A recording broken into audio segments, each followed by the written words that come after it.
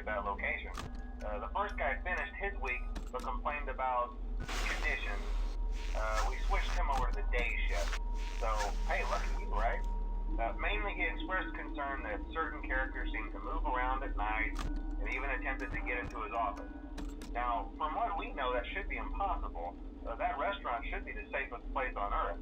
So while our engineers don't really have an explanation for this, the working theory is that the robots were never given a proper night mode. So when it gets quiet, they think they're in the wrong room. So then they go try to find where the people are, and in this case, that's your office. So our temporary solution is this.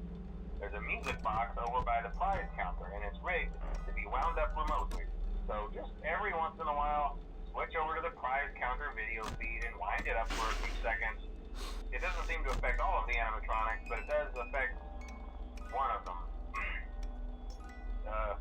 And as for the rest of them, we have an even easier solution.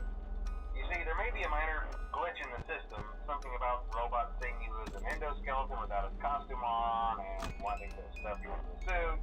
So hey, we've given you an empty Freddy Fazbear head. Problem solved. You can put it on any time and leave it on for as long as you want.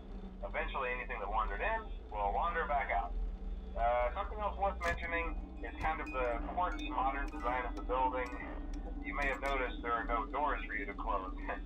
But hey, you have a light, and even though your flashlight can run out of power, the building cannot. So don't worry about the place going dark. Well, I think that's it. You should be golden. Check the lights, put on the Freddy head if you need to. Keep the music box wound up. Piece of cake. Have a good night, and I'll talk to you tomorrow.